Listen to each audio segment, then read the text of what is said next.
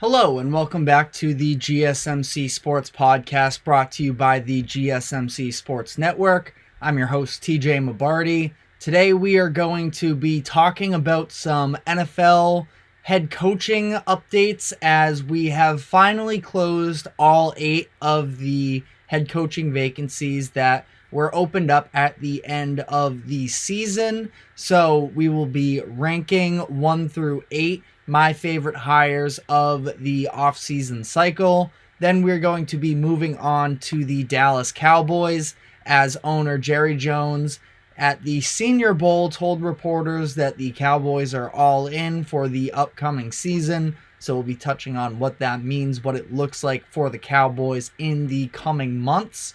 And then in the latter half of the show, we're going to be shifting to some basketball. First with Kevin Durant and Damian Lillard's returns to their former homes as Durant and the Suns went to Brooklyn last night and Lillard's Bucks went back to Portland.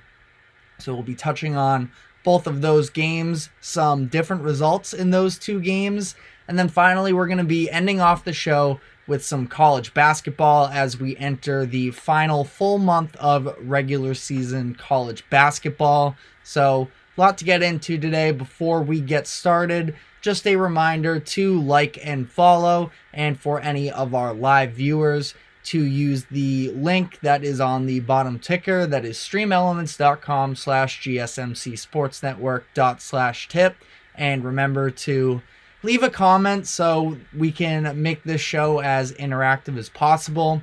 So without further ado, getting into our first topic here, I wanted to rank the NFL head coach hirings, as just this morning we got news that the Washington Commanders have decided to sign Dan Quinn to be their next head coach. Now, we're actually going to be starting with Dan Quinn here. I do want to just get out ahead of this and say I don't think that any of these were bad hires. I think that this Dan Quinn hire for the Commanders and why I have him at the bottom of the list is I just find it meh. I don't think that it really pushes the needle all too much, and I think that it's a little interesting the fact that they decided to go with this defensive oriented head coach as they have the number 2 pick in the draft. They have to evaluate which of the prospects they're going to take. Yes, there's an outside shot that maybe they would want to trade up for Caleb Williams, but I would imagine they're going to stay put at 2 and either go with Drake May or Jaden Daniels. So a little bit of an interesting decision to go with the defensive route there, and we do still have some time before the NFL draft, but it just takes a little bit longer in this process now to build up your offensive staff, and there's a lot of evaluation that goes into this. Again, plenty of time, but I just thought it was a little bit curious. Now, Dan Quinn, yes, he spent the past couple seasons with the Cowboys, and this past season specifically, it was the defense that let them down once they reached the playoffs, letting the Packers just run all over them. Jordan Love looked as good as he has all season against them, and they talked about it on the broadcast. Definitely an interesting defensive strategy, going with more laid-back zone coverage as opposed to the heavy man coverage that they ran throughout the year. And as a result, the Packers just sort of ran away with the game there. Now, Dan Quinn's not a bad candidate. He has head coaching experience before. He was previously with the Atlanta Falcons and sort of a mediocre tenure there. He finished his career there 43-42 as a head coach, but he did lead them to a couple playoff appearances, including a Super Bowl appearance, and not necessarily the best result there. The 28-3 game, the largest blown lead in Super Bowl history, but he got there in the first place, so there should be some level of credit there. Was with the Seahawks as a defensive coordinator for their championship even a few years before that. So he's been in the big moment a couple times, and I think that it's a very middling hire. I feel like they could have gone in a better direction, but I don't think that they got a bad coach. I think that he's an upgrade over Ron Rivera. There was definitely a change that needed to be made. So that is where I stand on Dan Quinn. I have him 8th in my rankings. Number 7, I have Brian Callahan, hired to the to the Tennessee Titans as their head coach, was previously the offensive coordinator for the Cincinnati Bengals. I thought that he was there for a few years and he did a pretty good job. Obviously, when you have Joe Burrow, who's one of the best quarterbacks in the league, that definitely helps, but Callahan at least deserves some credit for helping Joe Burrow flawlessly I know that he had an injury in his first season, so I wouldn't say it was fully flawless, but mentally, from a playing perspective alone, I thought that Joe Burrow was ready from day one, and Callahan deserves some credit there. Thought that the work that he did with Joe Mixon, who had a little bit of a stagnant start, an inconsistent start to his career, really helped turn that run game around, and they developed a very strong offense on the side of the ball while he was there. Now, a little bit of a younger candidate as well, and again, I think that he just has a lot to prove. He was in a pretty good system there in Cincinnati with a lot of good players. So now he goes to Tennessee, where the quarterback isn't a surefire thing. Obviously, they bring him in to hope that they can help Will Levis develop, or if there's any outside shot that Malik Willis could be the quarterback of the future, then maybe him. They've taken both of these quarterbacks with day 2 picks over the past couple years, so hopefully they're imagining that one of these guys emerges as their quarterback of the future. Receiver is significantly worse than what they had going on in Cincinnati, and the offensive line definitely has its holes as well. So Callahan has a lot of obstacles in his way necessarily to run quite as efficient of an offense as he was running in Cincinnati. But again, don't think it's a bad hiring. I'm just not super moved by it, and we could come back and things could be different, but he's got a lot to prove to start off his job. Number 6, I have Antonio Pierce. I'm a big Antonio Pierce fan. He seems extremely personable. You can just tell by the way that the locker room and the team responded to him over the last few months that he was the head coach, that he's somebody that I think the Raiders did need at this moment. They have been in a little bit of turmoil in terms of their head coaches. They had Gruden a couple years ago, who was removed after the scandals sort of popped up with the emails, and at that time it was Rich Bisaccia that stepped in and took over for Gruden. That team actually ended up being pretty solid. Bisaccia led them to a 7-5 record and a playoff appearance.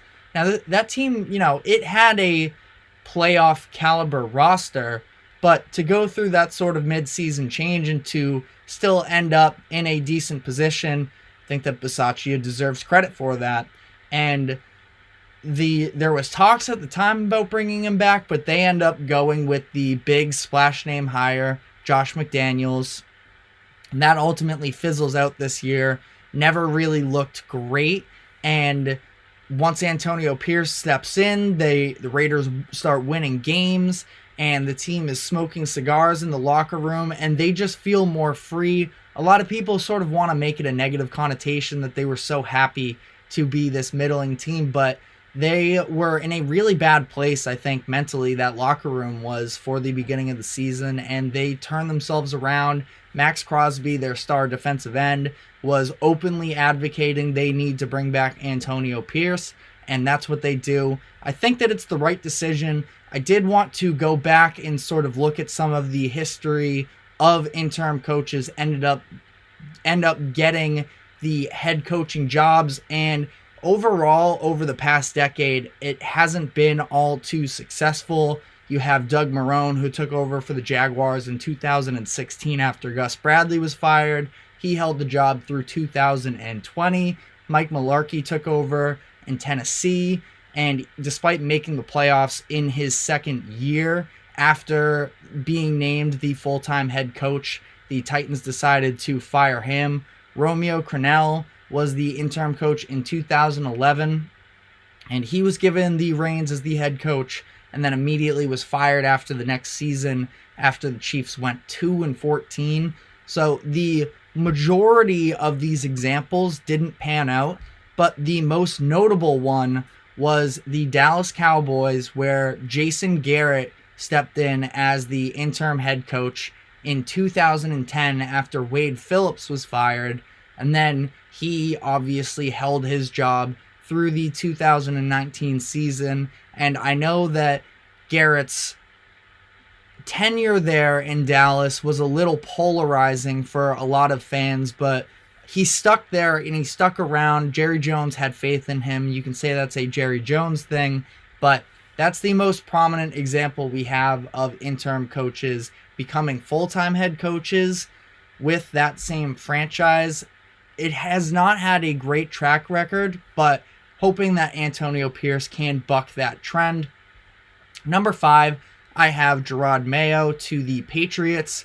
The Patriots had a succession plan in place to have him take over once Bill Belichick was out in New England, and that's how this came about. So it was a pretty flawless transaction for the most part. The players seem to be on board with it. Kraft seems stoked to have Mayo on board, a former player that played linebacker for them, won Super Bowls with them.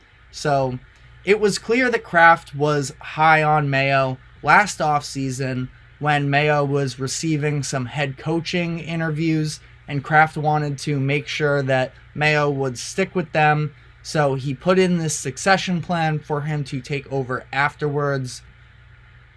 And, you know, for the most part, it was a very easy decision. There was a little bit of speculation once Mike Vrabel was available as a head coach that maybe he could take over, but it is Mayo, and I think that ultimately this is a good decision. He's bringing in a whole new staff. The defensive coordinator and special teams coordinator positions are already in place. They still have to find their offensive coordinator after Bill O'Brien left for Ohio State. So we'll still see how they build up this coaching staff in this roster. The Patriots have a lot of work to do. My number 4 hire that I have is Mike Macdonald. Admittedly, this might be a little low. Macdonald now comes in to the NFL as the youngest head coach in the league at just 36 years old. But as we touched on yesterday on the show, he is very accomplished already. He has developed a very strong reputation through his years with the Baltimore Ravens and his brief stint as the defensive coordinator for the Michigan Wolverines. He now comes into a situation in Seattle where really what's been holding them back some, I know that the offense hasn't been perfect for them either necessarily, but they are in a division with tons of offensive-minded guys in Shanahan and McVay, and now he steps in with a defense that has a good amount of young talent and mixed in with some veteran presence. That's sort of the similar situation to what happened with the Ravens, where he got the most out of his young guys and really rejuvenated some of these veterans such as Jadeveon Clowney and Kyle Van Noy to play some of their best football of their career. Now he ends up in Seattle, gets a 6-year deal. I think that's a good hire. I have him at 4. I feel like there's a strong chance I could end up regretting having him that low. Number 3, I have Jim Harbaugh. I know that this is obviously the flashiest pick, but I think that there are maybe some long-term concerns here. Now, I think that from day one, it's going to be a spark plug that the Chargers need to sort of get themselves in shape here after sort of feeling lost this year. Obviously, Justin Herbert goes down with an injury for the second half of the year, and they were sort of automatically out of contention then, but the season seemed over even before then. So now Harbaugh can come in, and he can help maximize the potential of Justin Herbert, ideally, build up a run game that has been miserable for them, and they have an aging roster. So it's going to take a little bit of overhaul in terms of contracts and roster-wise, but I think that he has a reputation of building up really good coaching staffs and having his players buying into his system. So I think that they can turn this around relatively quick within the next couple years, at least to be a competent, competitive playoff team. My question is how this is going to play out long term. He has also sort of had a reputation of wearing out some of his superiors in his previous jobs despite having the success. This happened in San Francisco. Michigan, he obviously left on his own terms, and he was even offered a gigantic contract to stay, but there was seemingly a little bit of conflict based off of some reports. So long term, I'm not sure. I do think that this is very much what the Chargers need as of today, though, to get this thing back on the right track. Number 2, I have Dave Canales. Now, this is the one where I'm very bought in on Dave Canales. I think that he is a very great offensive mind, and I think that specifically his ability to sort of communicate with quarterbacks is exactly what the Carolina Panthers need, coming off of a disastrous season where they trade up for the number 1 pick to select Bryce Young, and Bryce Young has a pretty bad season. Obviously, the circumstances around him are not good by any means, but it doesn't help that the number 2 pick, CJ Stroud, puts together an unbelievable amount of success for a rookie, and the Panthers are here this year now without their own first-round pick and sort of in a stalemate. So I think bringing in Canales to try and help rejuvenate the offense is a great move. Canales was previously with the Buccaneers as their offensive coordinator and the Seattle Seahawks as their quarterback coach, helping rejuvenate both Geno and Baker to really high levels considering where they were at previously. Now, this has been a very fast rise for Canales, so I do maybe struggle a little bit with the fact that is he getting into this maybe a little sooner than he should be. He's 42 years old, so he's not young by any means, but he's also not super experienced. This is a tough Carolina job under David Tepper, who has sort of tarnished his name a little bit with some of his owner decisions, but it sounds like he's taking a little bit more of a hands-off approach this season, leaving more to the new GM and to Canales, so we will see how that plays out. And then my number 1 hire, I have Raheem Morris. I'm a big fan of Raheem Morris.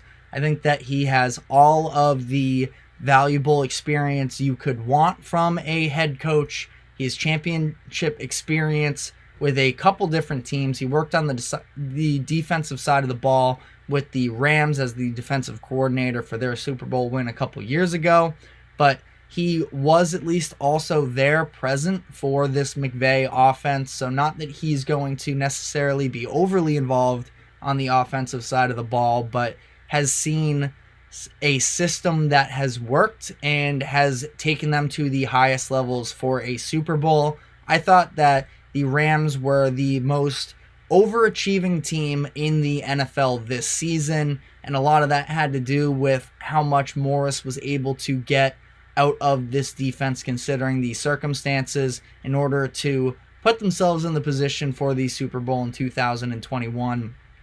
They really had to jeopardize a lot of their future with cap space, with draft capital, and after a bad season last year, they were able to bounce back this year with a lot of young players starting for them on both sides of the ball.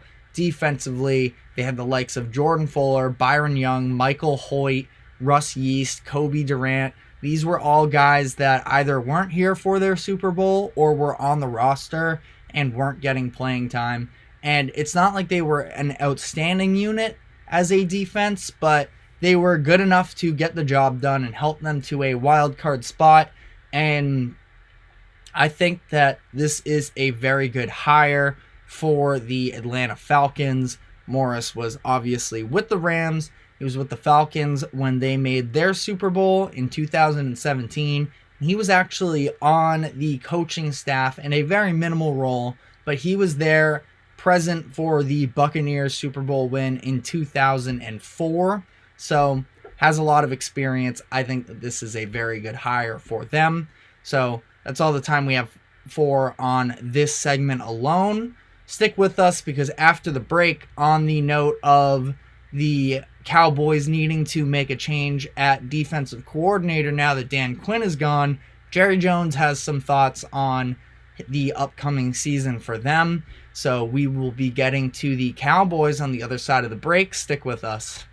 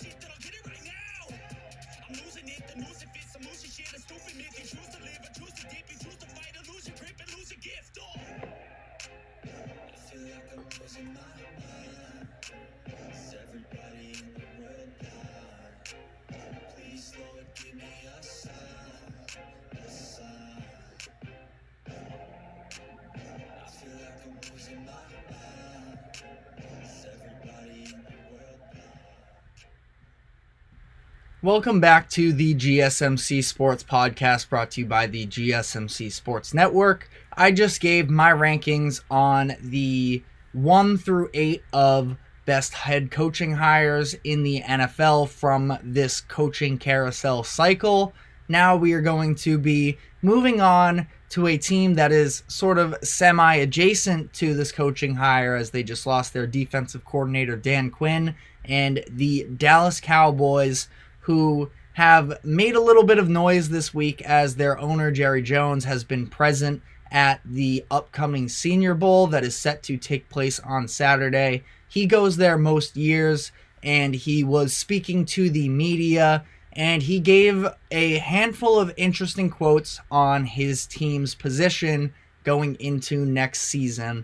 He talked about how he and the organization were all in for the upcoming season.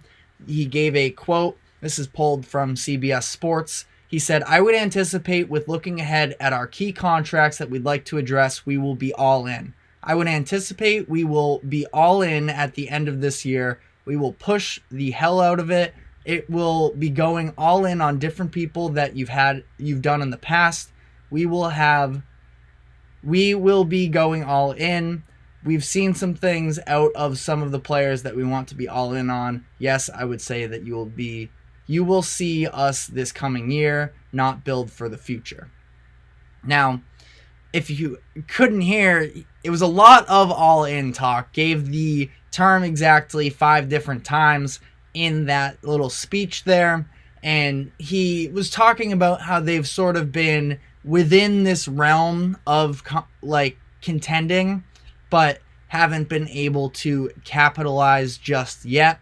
And this quote is a little bit interesting, just given the fact that last year he was asked about the Rams and the Eagles making the Super Bowl, and he said that he wanted to look a little bit longer term for the organization and not want to jeopardize betting everything all for 1 year and then having to struggle with sort of some of the struggles. I know that the Rams have turned it around, but at the time that he gave this quote as well, the Rams had just come off of a 5-12 season. Things looked a little bleak there. Obviously, revisionist history. They and their front office deserve a lot of credit for the way that they were able to turn this around with really good drafting and really good coaching. But the idea still was there that you're sacrificing a lot for this 1 year, but they were able to do it. And now he's talking about not being worried about the future and that he does want this immediate success this year, which is just a little bit of a change of philosophy. And it's one that obviously when you're talking about the Dallas Cowboys, expectations are always pretty much winning the Super Bowl. Not that that's been the reality, but they want to be contenders year in and year out. And that hasn't been really the case up to this point. Now, they have at least won 12 or more games in each of the last 3 seasons under Mike McCarthy, so that's sort of where Jerry Jones is talking about. He kept using this analogy, hanging around the rim.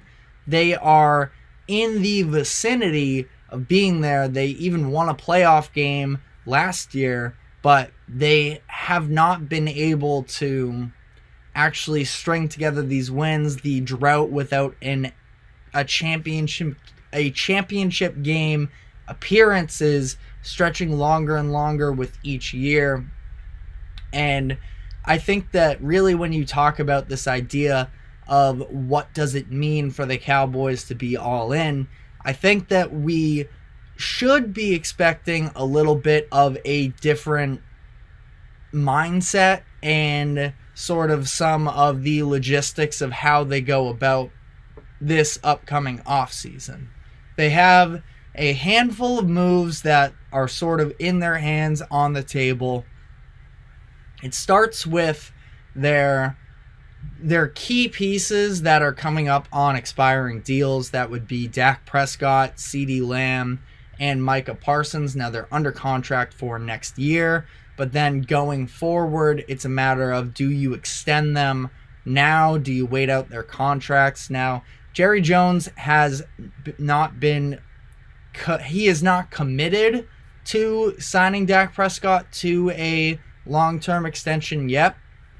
He still, at the Senior Bowl as well, has bestowed that he does still have faith in Dak Prescott and thinks that he can be the one to help lead them to a Super Bowl.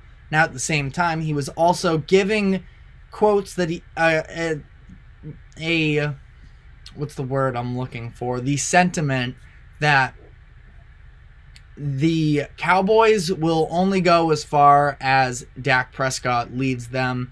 They win with Dak, they lose with Dak. So we put a lot on Dak's shoulders, which, to be fair, is a lot of the reality when you talk about NFL quarterbacks and having these talented rosters. A lot of the time it does come down to their quarterback. So I didn't think that the comments were unfair. I just thought it was interesting quite how much he sort of harped on that idea.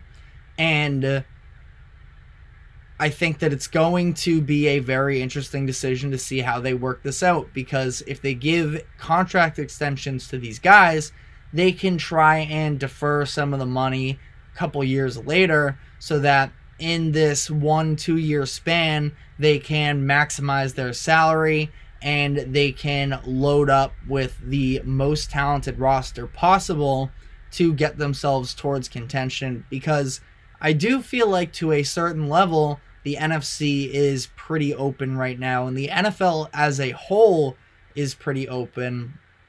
We will obviously see. I mean, I say that, but it is the Chiefs and the Niners, two of the teams that have sort of been running the NFL the past handful of years. They are the ones back in the Super Bowl, but I don't think that it's quite that simple, because the Chiefs we had concerns with all year, and now, yes, they are back in the Super Bowl and everything looks great for them, but they have a handful of key free agents coming up. They have Chris Jones, I know there was the contract holdout at the beginning of the year, so I may be wrong. I have to look more into the details on that specifically, but Chris Jones may be available this offseason. L'Jarius Sneed, who has been an unbelievable cornerback for them, he hits free agency this year. The Niners are going to have to make a bunch of moves because of they are in the bottom half of salary cap teams. They're going to have to make a decision on what to do with Brock Purdy, because right now he's currently making dirt cheap for a quarterback, and He just led his team to the Super Bowl. He is likely to get a payday himself, and they'll have to sort of cut down on the edges elsewhere on their roster. So all this to be said, I think that the NFL is very much open right now, and I think that parity, again, despite having the same Super Bowl matchup that we just had a couple years ago, I think that it's very gettable, and I think that the path, if it wasn't this year for the Cowboys, what are they going to do to sort of retool and build themselves up even stronger to make more of a competitive run at this thing? They don't have too many extremely significant free agents. They have their center, Tyler Biadasz. He was a staple for them, and the offensive line in Dallas, I know they're not quite maybe what they were in the late 2010s when that was their full identity, but still a good group, still an important piece of their identity. Also on that note, Tyron Smith, their longtime tackle, is coming up on free agency. And then some defensive players, Stephon Gilmore, Jaron Kearse, Dorrance Armstrong. I think Dorrance Armstrong is one of the actually more underrated players in the NFL. And then Tony Pollard as well, who I know he had a very disappointing season this year, his first time being the number one running back in that backfield in Dallas. I am curious how they plan to address that situation. There will be some free agents. Do they go to the draft? But sort of on that note as well, talking about the draft, I think that if he is talking about all in and pushing all the chips into this season, does that mean that they are potentially going to look to try and send off some of these draft picks to get high caliber players? Like last year, they traded a late round pick for Stephon Gilmore, who had a very solid season for them on the defensive end, former defensive player of the year, had sort of been middling over the past couple of years since his departure from New England, but showed flashes, and he showed flashes this year as well. I don't think that he's going to be back in Dallas on anywhere near the same contract that he had this previous season, was making a lot of money. I don't think he's going to be able to cash out the same way, but this just to be said that they were willing to sort of give up some of this lower end draft capital. Could we see them move on from a day one pick, a day two pick for them? Because I'm not sure if at this point, with the pressure that is surrounding really their two cornerstones in a sense between Mike McCarthy and Dak Prescott, how much do you want to sort of bank your futures on these unproven rookies? And again, we've seen how much impact rookies can have in the NFL.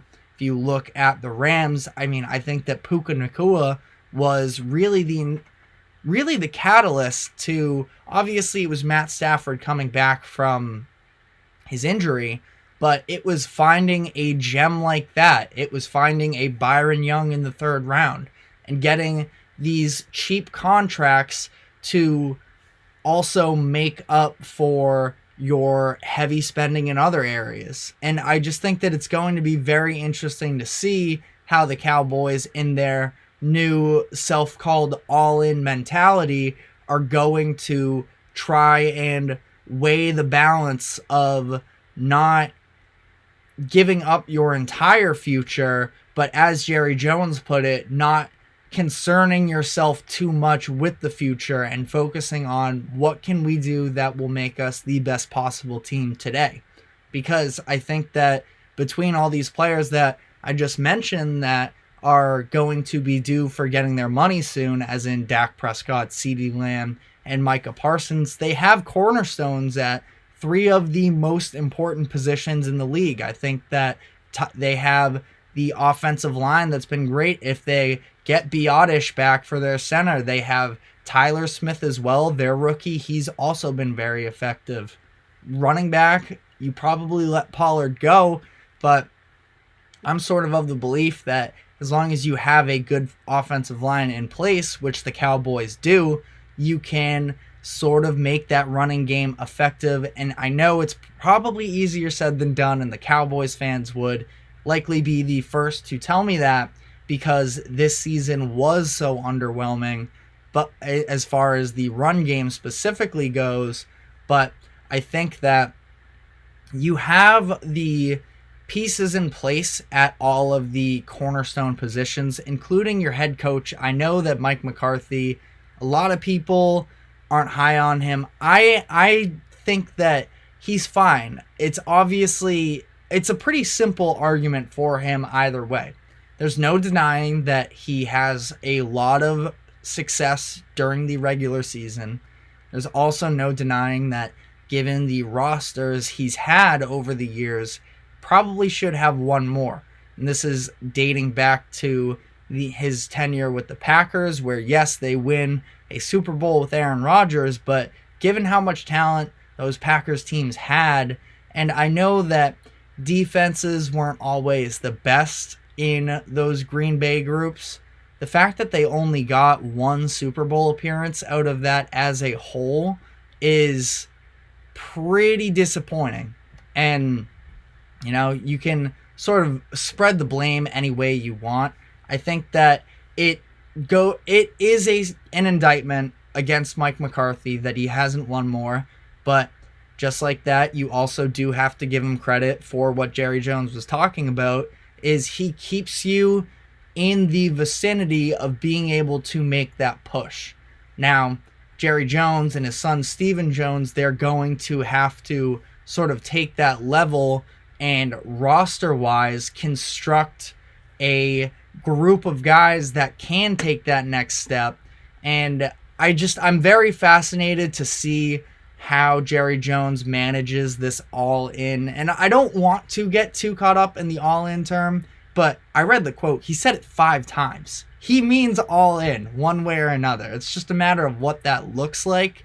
And I think that we may see some crazy moves from the Cowboys that we haven't seen in the past if they truly are no longer worried about the future and they want to push their chips in for this year. So a lot still to be seen with that, and it's going to have to be something that we monitor going forward. But we are going to be taking another break. On the other side, we are going to be getting into some NBA, because last night we had a couple homecomings for 2 future Hall of Famers in Kevin Durant and Damian Lillard. So we'll go over how those games went and what some of the bigger picture stuff means with both of those situations. So stick with us. We will be right back.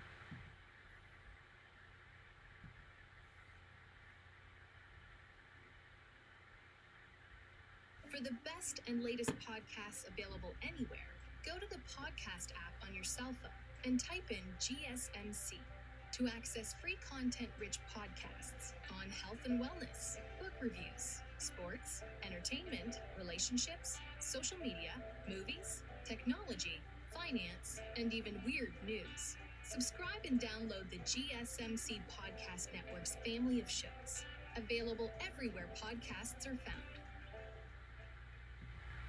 Welcome back to the GSMC Sports Podcast, brought to you by the GSMC Sports Network. We just wrapped up talking some football, from head coach hirings to the Dallas Cowboys, who have now lost their defensive coordinator and are looking to take that next step next year. Now we're going to be switching to a little bit of basketball talk, as last night we had a couple sort of sentimental games between Kevin Durant and his return to Brooklyn and Damian Lillard and his return to Portland. We will be starting off talking about the Suns here. I feel like this is a little bit of the more concise one, as the Suns won 136-120. I thought that Kevin Durant was unbelievable. It was funny in the pregame because earlier this week on Twitter, we all know Kevin Durant, very active on social media a lot of the times. He said that he didn't want a tribute video when he came back to Barclays Center because it would ruin it or something, but they do end up giving him one, and he was asked about it after the game. He said, of course, he watched it. He thought that some of the things that they accomplished in Brooklyn maybe went a little underappreciated, but he enjoyed his time there, and obviously it was very dysfunctional, but he did put together some of his best single-handed performances, I think, in his career in Brooklyn during that 2021 NBA Finals push, where he had the foot on the line game, which was a killer, obviously, but he had the 50-point performance. I don't think that it was truly his fault for the lack of success there in Brooklyn.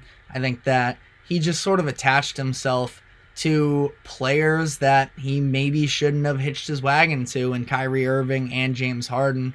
The broadcast last night actually had an interesting stat that the big three of Bradley Beal, Devin Booker, and Kevin Durant have already played more total games together than James Harden, Kyrie, and KD did, which is unbelievable, especially considering the fact that Beal missed a bunch of time to start the season and they've already surpassed that.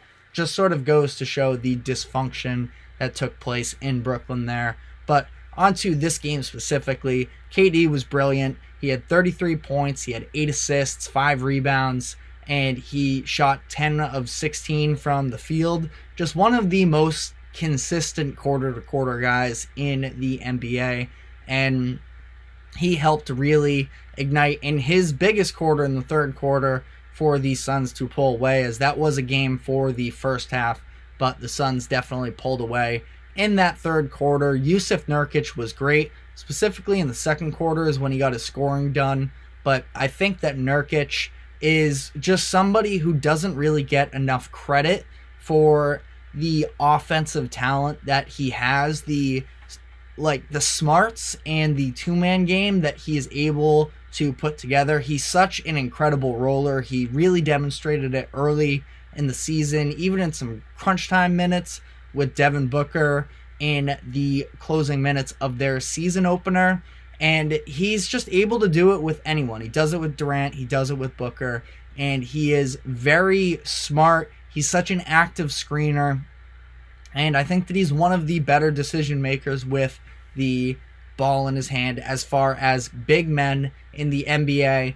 But that does sort of take me on to the point of the Nets sort of tried to dirty that game up a little bit, made it difficult for the Suns down the stretch. They were throwing full court presses at the Suns, forcing them into turnovers, and we talked about it on the show previously about the Suns rounding the corner, where they obviously have so much talent, and up to this point, not having a point guard hasn't hurt them in these crunch time minutes. They had a couple big games, a couple comebacks recently. There was the Sacramento game, and then there was the Chicago game where Kevin Durant had the game winner, and it has not hurt them up to this point, but it is something you worry about a little bit. I don't remember what the exact stat that the broadcast showed, but the Suns are one of the worst fourth quarter teams in the NBA, and it sort of showed, at least at flashes at this time now, they were ultimately able to just sort of shoot their way out of it.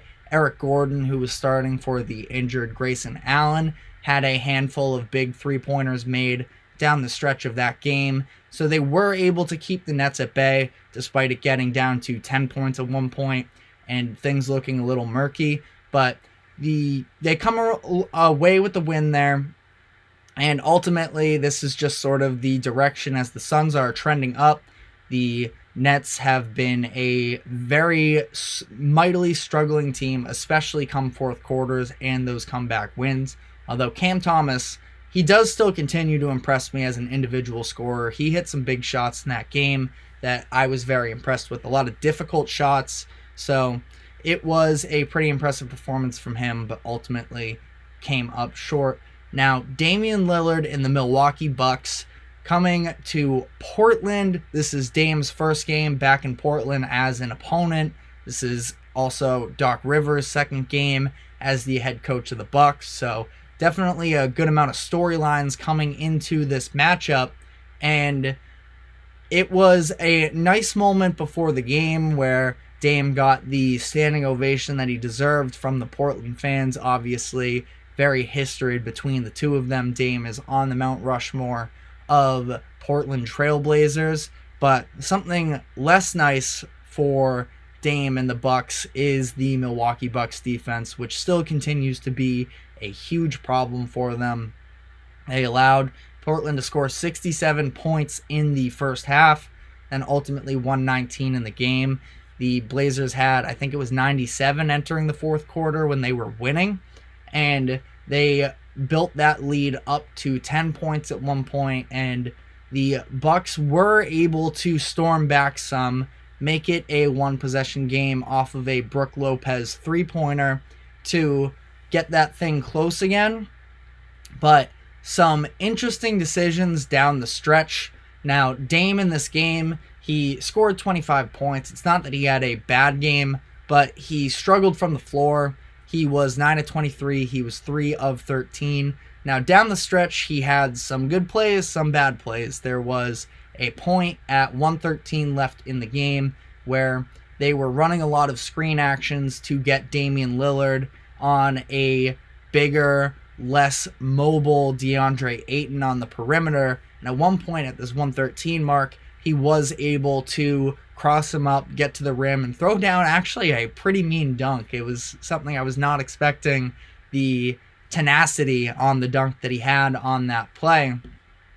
But then it was a couple possessions later, he misses a three off of the inbounds pass off of a Giannis dribble handoff. He misses the three. The Bucks actually end up, at this point, they're down by one following the Lillard dunk. Malik Beasley had a couple big defensive plays. The Trailblazers come back on the other side after the Dame dunk, and Anthony Simons tries to throw an entry pass to the free throw line area to Jeremy Grant, and Malik Beasley just sort of comes from behind and swipes that away. The ball falls into the backcourt. Simons and Beasley are battling over it, and that ends up with a Milwaukee Bucks steal. That's when the Lillard miss three comes into place, but off of that miss, Simons gets the ball, and the Bucks send a double team at him between Malik Beasley and Giannis. That results in a turnover and a very easy Giannis dunk. So they actually take the lead for the first time in the fourth quarter at that point. But on the other end, it was Anthony Simons who went at Malik Beasley after making a couple mistakes, and he just makes this nice move where he drives in, he steps through to the right, gets the floater to go, and that ultimately is the game winner. Now, on the other end, the Bucks tried to get it going again with another Lillard shot. He has it on the perimeter. He gets the switch with DeAndre Ayton on him once again, but it was Malcolm Brogdon who crashes in to send the double team at Lillard, so he has to pass it off to Brook Lopez. A decent closeout by Toumani Camara of the Trailblazers. Lopez misses that three. They end up having to foul the Blazers. And then one of the last interesting decisions was the fact that the Bucks now, without any timeouts after the two main free throws for Portland, they inbound the ball to Giannis on the other side of the court, away from the basket they have to score on, and the Trailblazers intentionally foul Giannis. They're up 3 at this point. They intentionally foul Giannis, and Giannis misses the first free throw, which means he has to try and purposefully miss the second. He does, but the Bucks aren't able to get a good shot out of it, and the game ends there. Interesting decision by Doc Rivers and the Bucks to inbound to Giannis. Now, this wasn't the first time that this happened. Earlier in the year, when Dame hit the walk-off against the Kings, they did a similar thing, but at that point, they were only down 2, so intentionally fouling doesn't make sense because you're potentially just letting them walk to the line to hit the game-tying shots. In this case, the intentional foul was obviously coming, and yet they give Giannis the ball, who there's been all kinds of attention on his free throw shooting lately. If you missed the game that they had against Denver the other night, the sideline announcers were pulling out the stop clock watch, the stopwatch app, what I should say, and the whole arena was getting into counting to 10, like what was going on in that 2021 finals run, and he even got a 10-second violation in that Denver game. So just an interesting decision to give Giannis the ball in that moment. Now, I think that ultimately we're still just 2 games into the Doc Rivers in Milwaukee experiment. Their offense has not been as good. He's definitely been tinkering with the lineups, favoring older, more veteran, experienced players as opposed to the younger guys, Marjon Beauchamp or Andre Jackson Jr., that were getting some playing time earlier in the year under Griffin. Now we're seeing some more Jay Crowder, a little bit of shorter rotations in a sense. But this obviously isn't going to be a quick fix with their defense. I think that between Dame and Beasley made a couple big steals on the latter half of that fourth quarter, but he was the one who was covering Simons when Simons hit the go-ahead shot. Dame was getting attacked down the stretch as well. Jeremy Grant hit a tough pull-up over him. That's just what teams are going to do down the stretch of these games, is attack their backcourt. And I think that they need to make an upgrade with personnel there. Not sure how much Doc Rivers can do himself. Now, figuring out lineups, the offense hasn't been as good since he got there. Again, it's a 2-game sample size. There's still a lot to sort of be worked out in that sense, but obviously not the most ideal start.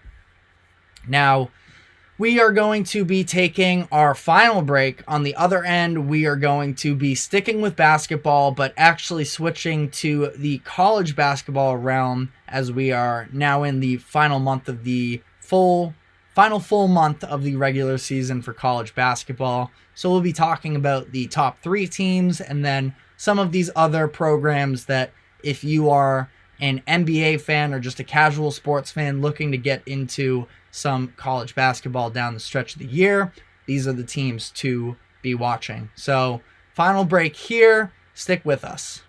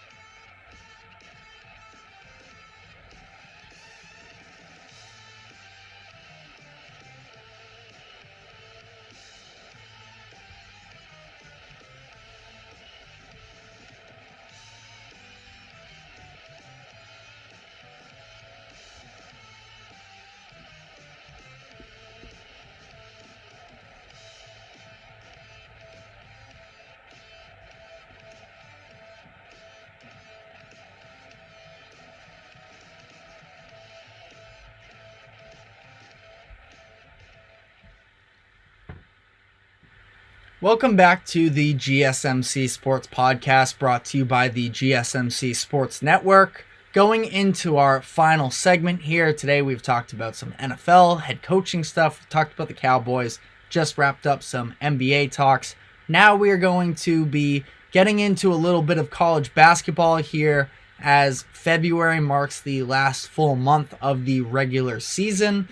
So, I'm going to start off the segment just talking about the current top 3 teams in the country. Now, one of these teams is likely to be out of the top 3 by the end of the week and the next poll comes out, but still a blue blood in that sense, and we're going to just sort of whip around here in college basketball talks, starting off with the number 1 team in the nation, the defending champs from last year in UConn. They have been really unbelievable this year and haven't seen too much of a drop-off from last year. Now, I know that last season they were even hotter coming out of the gates in the start of the season, but still just such a complete team. And yeah, they lost a couple guys to the NBA. Jordan Hawkins, their shooter, who was big for them in the tournament, they lose him. Andre Jackson Jr., who we just talked about on the Bucks, the very good defender, he's gone. And yet this team still remains just so efficient on both sides of the ball. They're a top 3 offense, a top 25 defense, and they have just so many players, led by Tristan Newton, the 5th-year guard for them. He really runs the keys of the offense for them in just such an efficient system. He is in the top 20 for the Wooden Award winners, and he has just been really impressive to me. Not necessarily an NBA draft guy, partially due to his age, partially due to his size, but I just think such a good decision maker, a talented scorer. He does everything right for them, and he's just been the leader of this team. This team has a little bit of young talent as well. They have 2 likely first-round picks in the upcoming NBA draft between Stephen Castle and Donovan Clingan. Castle is a freshman guard. He was one of the top recruits coming into the season. Now, he was dealing with a knee injury early in the year after the first couple games that sidelined him for a few weeks.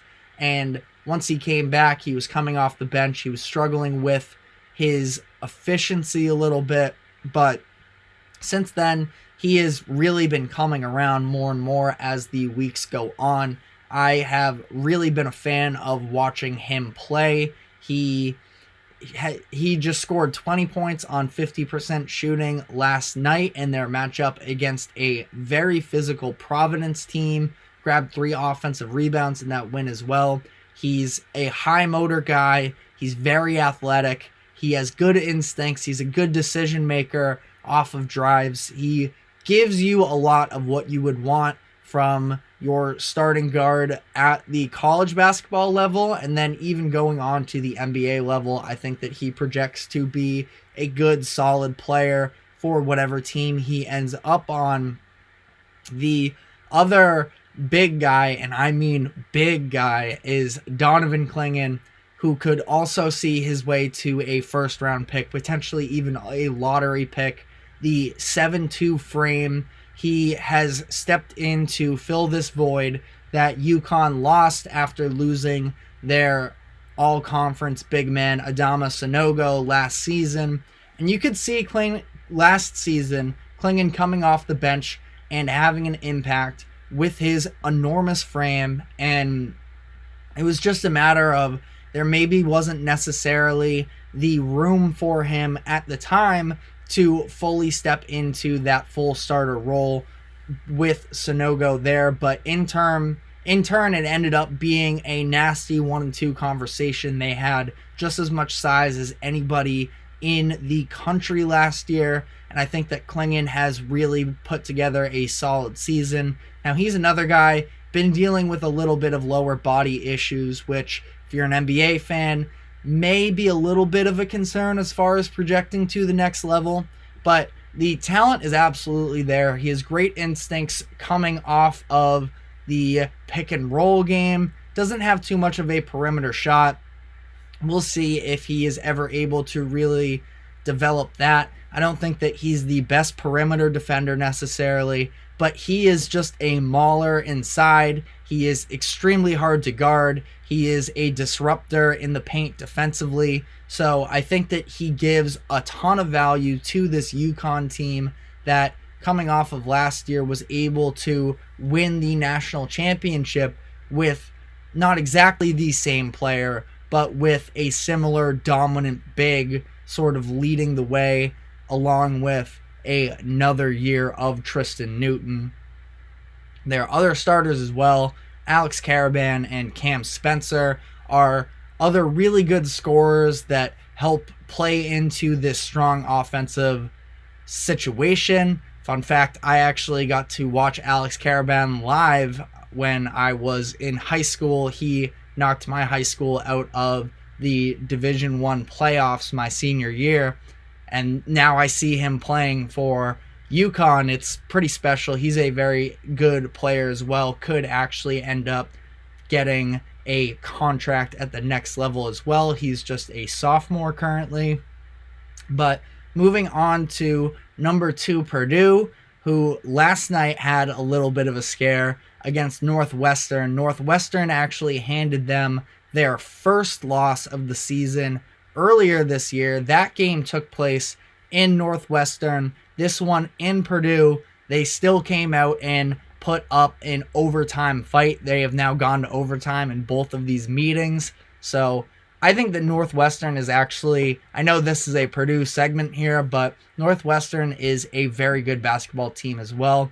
If you have not had the chance to look into Boo Buie, great name, even better basketball player. He is a killer for Northwestern, and if Northwestern makes the tournament, which I think that they probably are on pace to do so this season, he could definitely be a catalyst for at least one upset win.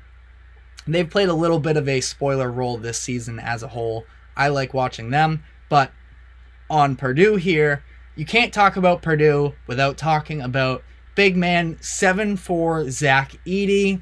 He is the favorite to win the Wooden Award, the most valuable college player award for those who don't know. But he's on pace to win that award for the second year in a row with another dominant season. I mean, this guy is just a monster. He really is unfair. 7'4", 7'11" wingspan, so just about the size of Victor Wembanyama, and this is at the college basketball level. He's just an unguardable force in the interior, gets a ton of foul calls because really there's not much else you can do. And I mean, last night, again, this game between Northwestern and Purdue was filled with storylines and some drama. It was very entertaining, but free throw discrepancy was just unbelievable in that one. And, you know, you can make different arguments for it. The numbers I don't have right in front of me. Obviously, when you have Zach Edey on your team, you're going to get a lot of free throws, but it was somewhere along the lines of 30 plus to like 7 in terms of free throw discrepancy in favor of Purdue. So, wild game. But that's also what Zach Edey just brings to the table because he's pretty much unguardable, just playing straight up. Around Zach Edey, I think that they have a more mature and more talented team than they have in the past. This is a Purdue program that has been on a little bit of, I don't know, fraud watch is maybe a little unfair, but a tough stretch in the tournament the past few seasons. But Braden Smith, their point guard, he has elevated his game to another level this year. He was masterful in the game last night with 16 assists. Can score as well, but that's just the thing, is he's elevated everything this year.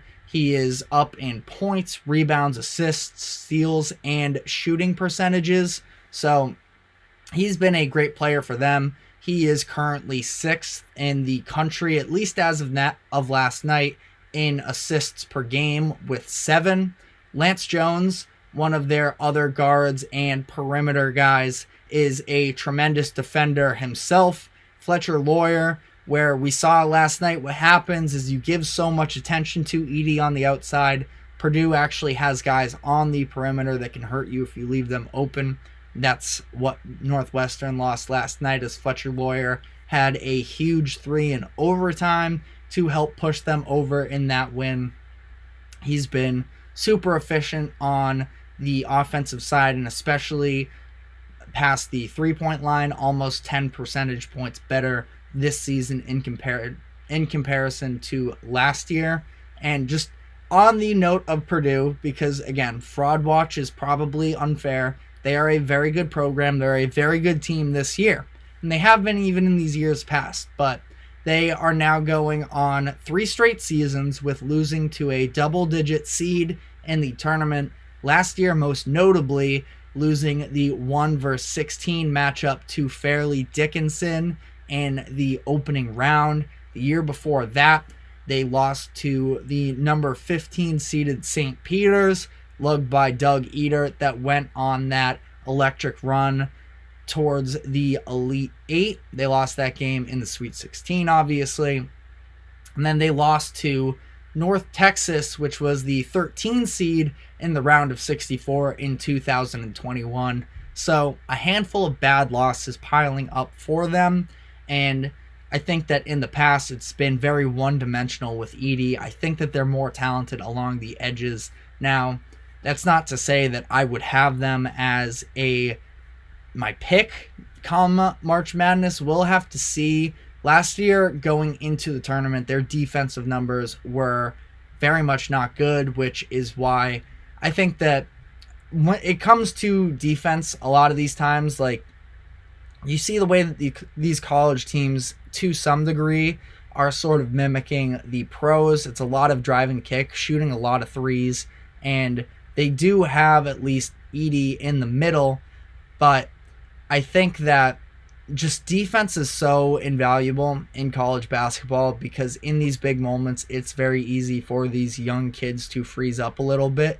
You need to be able to get stops, and you can't just rely on scoring every single game, which is a lesson for a team we are going to briefly be getting to. But first, hitting on North Carolina, currently the number 3 team in the country, but they just suffered an upset loss to Georgia Tech the other night, and this was another example of kind of some of the madness that's been going on in college basketball this year. Top 10 teams are sub 500 record-wise on the road against unranked teams this season. That is a crazy mark. Matt Norlander of CBS did an article on this in his court report, so check that out. He has a lot of good stuff, but he wrote this article that came out Tuesday afternoon around noon, and at the time, top 10 teams on the road against unranked teams won just 44.9% of matchups, and then since then, we had UNC losing to Georgia Tech. We did have Marquette beating Villanova, but those are the 2 games, 1-1, still would be under 500. Top 10 teams on the road against unranked opponents have won 73% of matchups all time, and the lowest single season winning percentage came in the 2015-16 season, where they won 62% of the time. They're not even winning 50% of the time right now, which just goes to show the level of parity that there is in this sport. You can also choose to make the argument that it is about the polls not being quite as precise, but I think that it does have to do with the lack of that many dominant teams in the league. But talking about UNC quick, very good on defense. They have Armando Bacot, the big man in the middle. That is a game wrecker. RJ Davis, in my opinion, is the best guard in the country. He is incredible, averaging 21.5 points per game, which is good for 8th in Division I going into last night. Harrison Ingram could potentially be an NBA player himself, the wing. He is a junior. So that is UNC. I don't quite have as much time to get into the rest of the teams that I wanted to cover, but I do have a little bit of time here to talk about the Kentucky Wildcats, who are number 10, but they are also set to drop down in the rankings because last night they just lost at home to Florida in overtime, which was a very good game, but they are who I was talking about in terms of you can't just rely on your offense. They are very bad defensively, and it shows last night. The score was in the 90s. That's just what happens with this Kentucky team. But I wanted to highlight them because if you are an NBA fan that's looking to get into college basketball, I think that Kentucky, they have the most NBA talent. They are extremely entertaining because of the fact that they don't play defense, but because their offense is also so good as well. They came into the year with a number of very impressive freshman talents.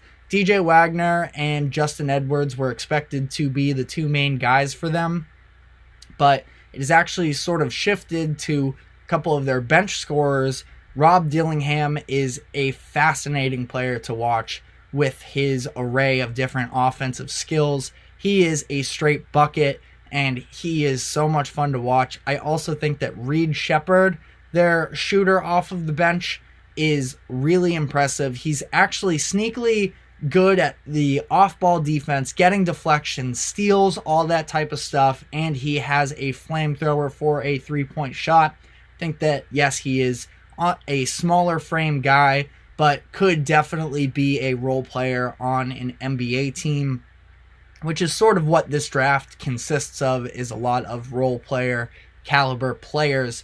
Tons of other names there. Aaron Bradshaw. They just got the big man, Big Z Avicic, who was struggling with eligibility with the NCAA for a lot of the year, but was just granted it a couple of weeks ago, and he's had a very solid start to his career. Antonio Reeves, a little bit of an older guy there, has been good for them, as has Trey Mitchell. But that is all we have time for today.